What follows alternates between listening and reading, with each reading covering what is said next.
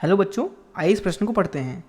प्रकाश उत्सर्जक diode LED क्या है, इसका कार्य सिद्धांत समझाइए तथा बताओ कि उत्सर्जक प्रकाश का रंग किस पर निर्भर करता है। आइए इस प्रश्न की मुख्य अवधारणा की चर्चा करें। तो जो सूर्य से आने वाली प्रकाश होती है उसमें बहुत सारे रंग होते हैं। सामान्यतः बोला जाता है कि उसमें VIBGYOR विबग्योर अर्थात इंद्रधनुष वाली 7 रंग मौजूद होती है। अगर हम भौतिकी की भाषा में बात करें तो श्वेत प्रकाश में अनंत रंगों की प्रकाश मौजूद होती है। ऐसा क्यों है? क्योंकि जो श्वेत प्रकाश का तरंग होता है उसमें बहुत तरह के फोटोन होते हैं, बहुत तरह के फोटोन होते हैं। अगर हम फोटोन की ऊर्जा लिखें तो वो होती है hν के बराबर, जिसे हम hc/λ भी लिखते हैं, और यह होता है e के बराबर। क्योंकि आपको पता होगा कि इधर से इधर जाने पे तरंग दैर्ध्य का मान बढ़ता है। इसी तरंग दैर्ध्य के बदलने की वजह से हमें अलग अलग रंगें दिखाई देती हैं। अब ये तरंग दैर्ध्य इसीलिए बदल रहा है, अगर आप इस यहाँ पे देखें तो hc एक नियतांक होता है और नीचे तरंग दैर्ध्य लिखा हुआ है, यह ऊर्जा के बराबर है। तो यहाँ पे तरंग दैर्ध्य तभी बदलेगा जब यहाँ पे फोटोन की ऊर्जा बदलेगी। अतः जो अलग अलग रंग हमें दिखाई देते हैं प्रकाश में, या फिर अगर हम बात करें हमारे आमने सामने बहुत रंगीली वस्तुएं दिखाई देती हैं। कोई वस्तु काली है तो कोई वस्तु लाल है तो कोई वस्तु पीली है। वस्तुओं के ये विभिन्न रंग उनसे आने वाली फोटोन के ऊर्जा पर निर्भर कर रही है। तो यहाँ पे हम ये लिख सकते हैं कि जो प्रकाश का रंग होता है वह पूरी तरह से उसको बनाने वाले फोटोनों की ऊर्जा पर निर्भर करती है। अर्थात तो मान लीजिए कि एक फोटोन कुछ इस तरीके से जिसकी ऊर्जा E1 है, वहीं अगर इस एक दूसरा फोटोन है इसकी ऊर्जा E2 है। तो अगर E1 और E2 आपस में बराबर नहीं है तो इनका रंग भी अलग अलग होगा। अब समझते हैं कि एक डायोड क्या होता है। जैसा कि आप जानते हैं कि एक डायोड में 2 फलक होते हैं। दोनों ही फलक अर्धचालकों से मिलकर बने होते हैं, लेकिन उनकी प्रकृति अलग अलग होती है।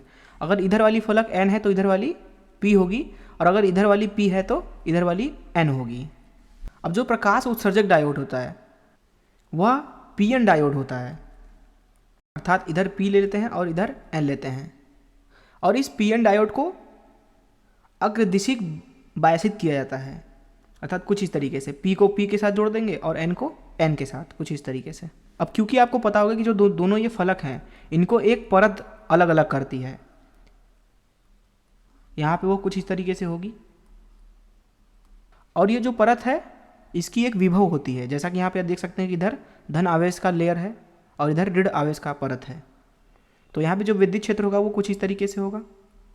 अगर हम P की बारे में बात करें तो उधर होल की संख्या ज़्यादा होती है, कुछ इस तरीके से बना लेते हैं। थोड़े बहुत इलेक्ट्रॉन भी होते हैं लेकिन होल ज़्यादा होते हैं। वहीं जो N प्रकार होता है उधर इलेक्ट्रॉन ज़्यादा होते हैं। तो इस तरीके से मान लीजिए बना लेते हैं इलेक्ट्रॉनों को, थोड़े बहुत होल भी होते हैं। जैसे ही हमने यहाँ पे बाहर से विभव लगाया, यहाँ डायोड के अंदर कुछ इस दिशा में वैद्युत क्षेत्र बन जाएगी। अब इस वैद्युत क्षेत्र की वजह से जो इलेक्ट्रॉन होंगे वह इधर गति करने लगेंगे, वहीं जो होल है वो इधर जाने लगेंगे। हम यहाँ ये विभव इतना ज़्यादा रखते हैं कि ये जो अंदर का ये वैद्युत क्षेत्र बना हुआ है, जो कि इन इलेक्ट्रॉनों और इन होलों की गति के लिए एक बाधा है, वह उससे ज़्यादा होता है। अर्थात यहाँ पे जो E का मान होता है, अगर इसे E0 नाम दे दें तो ये E0 से हमेशा ही बड़ा होता है। ऐसी स्थिति में जो ये इलेक्ट्रॉन है और जो ये होल हैं वो आसानी से इधर से उधर तथा इधर से इधर आराम से गति कर सकते हैं।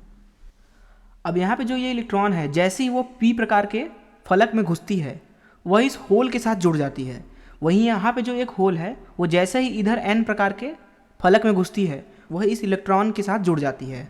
अर्थात हम ये बोल सकते हैं कि यहाँ पे जो इलेक्ट्रॉन है वह होल के साथ जुड़ रहा है, क्योंकि होल के ऊपर धन आवेश होता है। वहीं अगर होल की बात करें तो वह इलेक्ट्रॉन के साथ जाके जुड़ जा रहा है।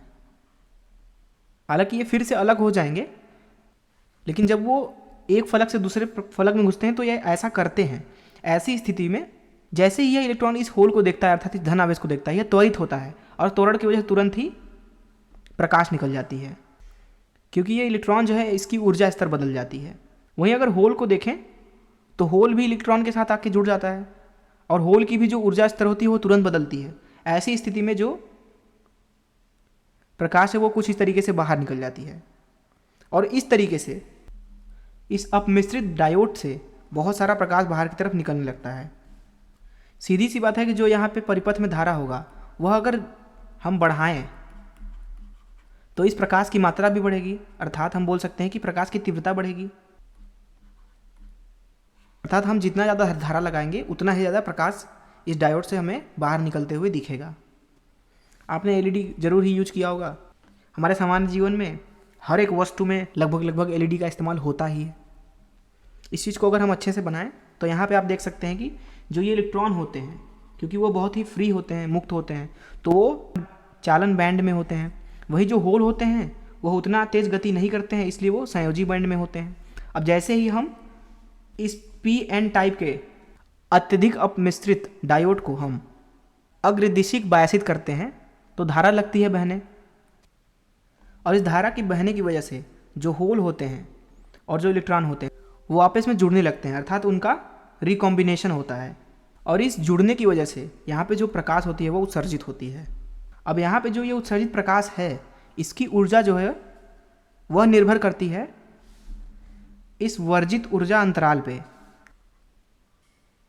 जैसा कि मैंने आपको पहले ही बताया कि जो फोटोन होती है उसका रंग उसके ऊर्जा पे निर्भर करता है, जिसका सीधा सा मतलब ये हुआ कि इस एलईडी से अर्थात लाइट एमिटिंग डायोड, जिसको हम बोलते हैं प्रकाश उत्सर्जक डायोड, उससे निकलने वाला जो प्रकाश है उसका रंग पूरी तरह से निर्भर करेगा इस वर्जित ऊर्जा अंतराल पे, जिसको हम बैंड गैप भी बोलते हैं।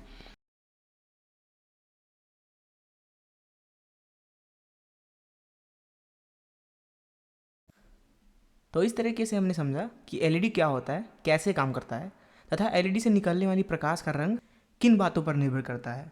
मैं आशा करता हूँ कि आपको इस प्रश्न का हल जरूर समझ में आया होगा। धन्यवाद।